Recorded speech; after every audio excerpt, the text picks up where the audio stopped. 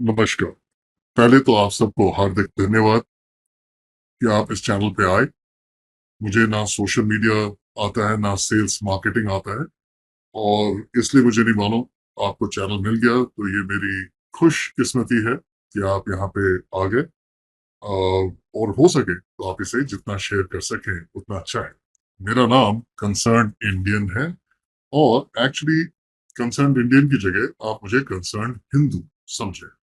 Of course YouTube में अगर मैं कंसर्न हिंदू पहले से ही लिख देता तो वो ऑलरेडी बहुत सतर्क हो जाते हैं और बहुत, बिकॉज हिंदू के नाम से उन्हें पता नहीं क्या प्रॉब्लम्स हैं। मुस्लिम्स क्रिश्चियंस वहां पे जाके किसी के मौत के लिए कुछ भी कर सकते हैं लेकिन उन पे ज्यादा कुछ कार्रवाई नहीं होती है, उनको रोका भी नहीं जाता है। जैसे ही हिंदू अपना नाम हिंदू रख देता है या इंडोलॉजी या इस टाइप का नाम रख देता है तो उसके ऊपर काफी ध्यान से देखते हैं और जरा से उनसे कुछ आगे पीछे होता है उसको ब्लॉक कर देते हैं, सब कुछ खत्म कर देते हैं। तो मैं वो नहीं चाहता, इसलिए मैंने रखा है कंसर्न इंडियन। लेकिन वो इंडिया ही क्या जिसमें हिंदू ना हो या हिंदू पावरफुल ना हो। राइट, आप सोचिए वो देश जिसमें हिंदू जैसी सभ्यता ना हो, आ, शरिया हो, वेटिकन का राज हो, आप सोचिए किस टाइप का देश होगा वो। राइट। तो आ, हिंदुओं की अब आखिरी जगह है और वो है भारत। तो इसलिए मैंने ये चैनल बनाया। नाउ ये चैनल का जो मुख्य कारण ये है कि चलिए पहले मैं आपको ये बता देता हूँ कि मैं अपनी आइडेंटिटी छुपा क्यों। देखिए, हो क्या रहा है कि मैं गवर्नमेंट के साथ कई कॉन्ट्रैक्ट्स में इन्वॉल्व हूँ। अंदर की कई खबरें मुझे पता चलती रहती हैं। मेरी बीजेपी में बहुत ज्यादा, कैसे बताएं, मतलब आप ये मान के चले कि कुछ तो उसमें हमारे फैमिली मेंबर्स ही हैं। इससे ज्यादा मैं कुछ और नहीं बोल पाऊंगा। हम लोग बहुत ज्यादा बीजेपी में इन्वॉल्व हैं, पिताजी आरएसएस में थे, तो हम लोग बहुत ज्यादा इसमें इन्वॉल्व हैं। तो हमेशा बीजेपी के अलावा किसी को वोट देते नहीं है। लेकिन वोट देना और किसी पे ब्लाइंड फेथ रखना कि बस अब जो भी करेगा मोदी करेगा, वो उन उनमें से उस टाइप का हिंदू नहीं है। काम कर रहा हूँ, गवर्नमेंट के लिए भी काम करता हूँ, बहुत सारे काम कर रहा हूँ। लेकिन अगर जो आज की डेट में हमारी गवर्नमेंट है, आप देखेंगे कि जो भी हिंदुओं को पक्ष लेता है, चाहे वो बीजेपी हो या जो भी हो, हिंदुओं का जैसे आपने पक्ष लिया तो बीजेपी वाले ही पर्टिकुलरली, मतलब मोदी ने जो बीजेपी बना रखी है उसमें ही सबसे पहला प्रहार हिंदुओं पे ही हुआ। बेचारे मुसलमानों और बेचारे क्रिश्चियंस के साथ कभी कुछ भी नहीं होता, वो चाहे कुछ भी बोलते कैसे बोलते। अभी तो आपने ये भी देख लिया कि राजस्थान जैसी जगह में जहाँ पे एनआईए, जहाँ पे बीजेपी का राज है और एनआईए जो सेंटर के अंदर में आता है, उन लोगों को बेल दिलवा दी है और प्रूव नहीं कर पा रहे हैं 3 साल के बाद भी कि इन्होंने कन्हैया लाल की हत्या की है, जिन्होंने खुद अपना वीडियो डाला है और हत्या करते वक्त का भी वीडियो डाला हुआ है। पता नहीं क्या चक्कर है। राइट। तो सारी आराम से बरी हो रहे हैं। तो मैं इस चैनल के माध्यम से आपको डिस्कस करना चाहूंगा आपसे पॉलिटिक्स के ऊपर, बिकॉज पॉलिटिक्स इतनी ज्यादा कुरूप रूप ले चुकी है हमारे भारत में, भारतवर्ष में, कि इसका बयान करना मुश्किल है। बहुत ही ज्यादा घटिया हो चुकी है और लोग उस घटिया पने को ही एंजॉय कर रहे हैं, क्वेश्चन नहीं पूछ रहे। मतलब लोग इस बात से खुश हो जाते हैं कि देखो सुधांशु ने उसकी बोलती बंद कर दी। अरे ठीक है, कर दी, उससे आपको क्या फर्क पड़ा? उससे क्या आपका एजुकेशन सिस्टम ठीक हो गया? उससे क्या वो 4 साल की बच्ची जिसके साथ, उसके माँ बाप के बारे में सोचिए क्या वो बीती होगी, और उसके माँ बाप कुछ नहीं कर पा रहे हैं। वो ड्राइवर जिसने 4 साल की बच्ची के साथ उसके प्राइवेट पार्ट्स में जो भी है, मतलब मैं तो बोल भी नहीं सकता, वो करते हैं ऐसी बातें। अब आप सोचिए। और जिस स्कूल में वो ड्राइवर था, वो स्कूल वाले उसे नहीं निकाल रहे हैं। वो फिर से बच्ची को पिकअप करने आ गया उनके घर। तो जब उसे देख के वो चिढ़े और उससे कन्फ्रंट किया, तो उसने बल्कि इन्हें धमकी दी है कि मैं बाकी मुसलमानों को लाके आपके घर में किसी भी औरत को नहीं छोड़ूंगा। पुलिस अभी तक कुछ नहीं कर पाई है। कल तक शायद ऐसी खबर आई थी कि योगी जी की पुलिस शायद कुछ करेगी, बिकॉज ये यूपी की घटना है। राइट। तो अब आप सोचिए, यूपी में तो फिर भी पकड़ी जा रही है, राजस्थान जहां बीजेपी है वहां पे तो इस कदर धर्मांतरण हो रहा है, जिस कदर से लड़कियां उठाई जा रही हैं, मतलब किसी का कोई रेफरेंस किसी भी मीडिया में, किसी भी अखबार में, सोशल मीडिया में नहीं आ रहा है, बहुत कुछ हो रहा है। तो पॉलिटिक्स के ऊपर मैं बात करना चाहूंगा बिकॉज हिंदू जो है, सनातन भाई बहन, ये सही चीज को नहीं देख रहे हैं। वो अजीब चीजों को, मतलब पॉलिटिक्स को भी एंटरटेनमेंट बना दिया। अ, संबित पात्रा या सुधांशु त्रिवेदी या ऐसा कोई बंदा आके, पूना वाला आके किसी को डिबेट में हरा देता है, उसको हम अपनी पर्सनल जीत समझ लेते हैं। इससे ज्यादा नादानी क्या होगी? तो मुझे कोशिश करनी है कि मैं आपको वो वाली बातें बताऊं कि भाई इन चीजों में मत पड़िए, ये कोई एंटरटेनमेंट नहीं है।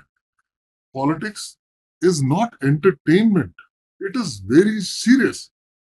हमें उतनी ही सीरियस तरीके से, और मोदी जी और इनके जो बीजेपी के इस वक्त जिस टाइप के मिनिस्टर्स हैं, अ, वो इस बात को समझ गए हैं कि हिंदू एंटरटेनमेंट और इन चीजों से ही खुश हो जाता है, तो वो हमको वो परोस रहे हैं।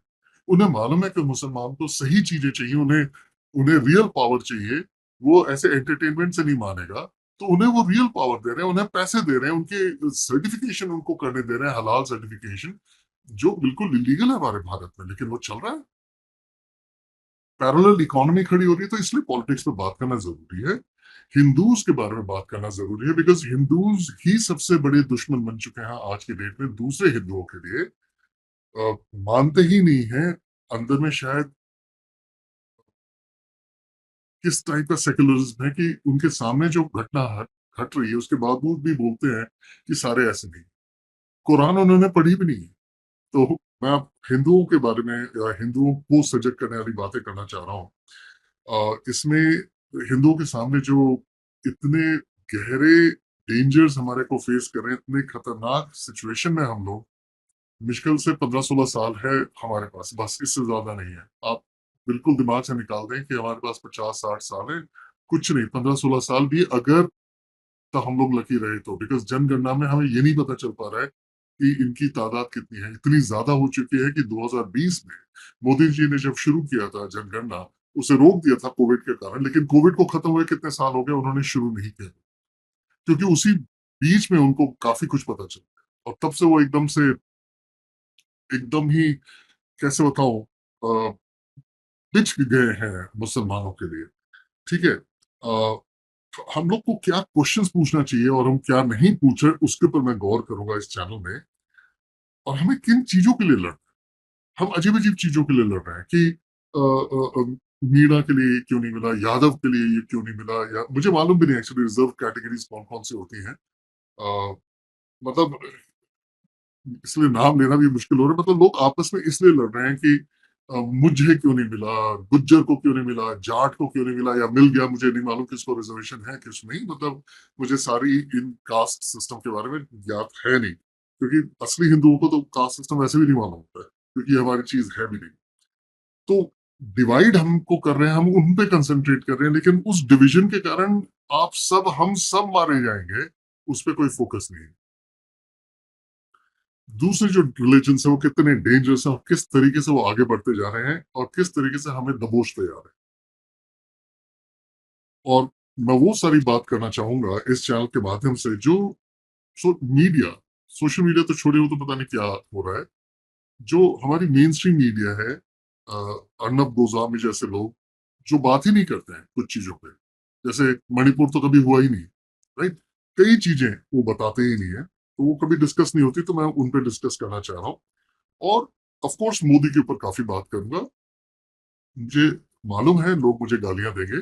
मैं तो ना इस चैनल को कभी मोनेटाइज करूंगा, मुझे उससे कोई मतलब नहीं है।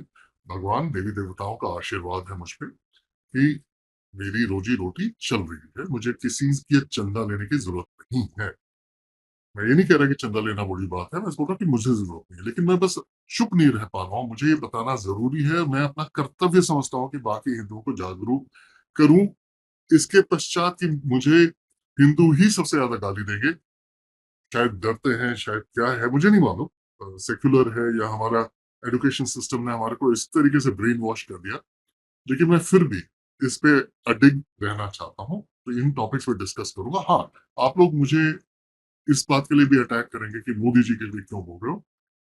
देखिए, आपको एक चीज बता देता हूँ, पॉलिटिक्स में बहुत इंपॉर्टेंट पॉइंट है।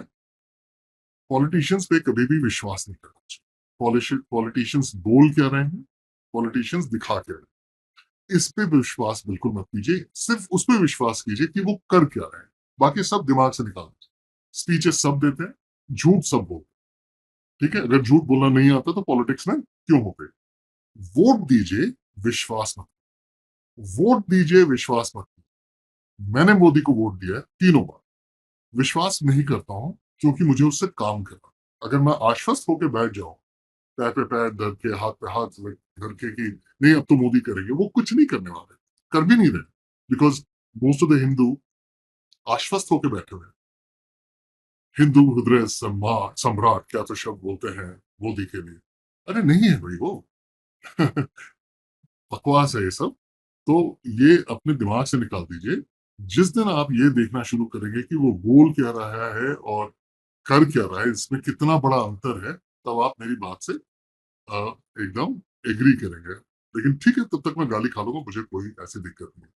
और कोई भी अनदर टॉपिक जो मुझे लगे कि बहुत इंपॉर्टेंट है, हिंदुओं को मालूम होना चाहिए, उस पर डिस्कस होना चाहिए और हमें प्रेशर डालना चाहिए बीजेपी पे, मैं उस पर डिस्कशन जरूर करूंगा।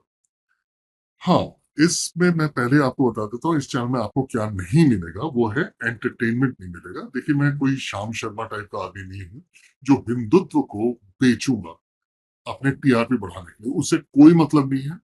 वो लिटरली मजाक उड़ाता है, खुद ही मजाक उड़ाता है। आप मतलब इन लोगों की तरह मैं बनना भी नहीं चाहूँ। ठीक है, वो एंटरटेनिंग है, आप देखिए, लेकिन मैं ये सब नहीं करने वाला।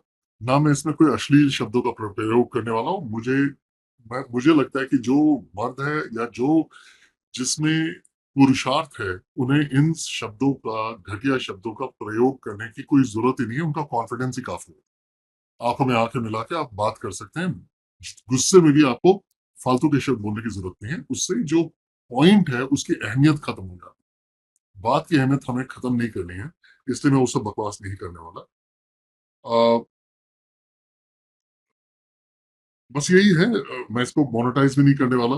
और मुझे आता नहीं है सोशल मीडिया चलाना ये सब। तो देखिए, अगर आप इसे थोड़ा प्रमोट कर सकें, क्योंकि इसमें आप जो भी सुनेंगे बिल्कुल 100% सत्य हो, इसके अलावा कुछ नहीं होगा। इसीलिए मैं अपनी आइडेंटिटी को छुपा के रख रहा हूँ, बिकॉज ये मेरा बिजनेस पे मेरे मतलब, बाकी लोग तो छोड़ो, बीजेपी ही अटैक कर देगी मेरे ऊपर, जो अब आज की बीजेपी है। तो और मेरी फैमिली मेंबर से ही परेशानी शुरू हो जाएगी।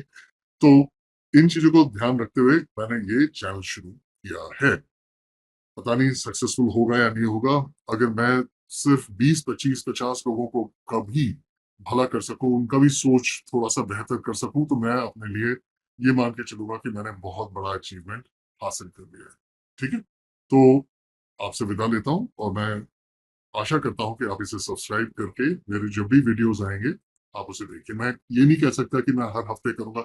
मैंने जैसे कहा कि ये मेरा मेन बिजनेस नहीं है, लेकिन मुझे लोगों को चेताना है। इसमें मेरे को पैसे वैसे से कोई मतलब नहीं है, मुझे बस लोगों को चेताना है। ना गलत इन्फॉर्मेशन देनी है, ना अफवाह देनी है, मुझे सही बात करनी है। ठीक है, तो मुझे ये भी नहीं मालूम कि मैं कब दूसरा वीडियो पोस्ट कर पाऊंगा, लेकिन आप इस पर बने रहिए। आप सब्सक्राइब कर लेंगे तो आपको नोटिफिकेशन आ जाएगा, मेरे ख्याल से ऐसे ही कुछ होता है कि आपको, या बेल होता है, जो भी होता है, तो आपको मालूम होगा बेहतर। आप उसे कर लीजिए, जिससे आपको पता चल जाए कि मैंने एक नया वीडियो डाला है। बस इसी बात से आपसे इजाजत लेता हूँ। नमस्कार, जय हिंद, और सबसे इंपॉर्टेंट, जय सनातन एकता।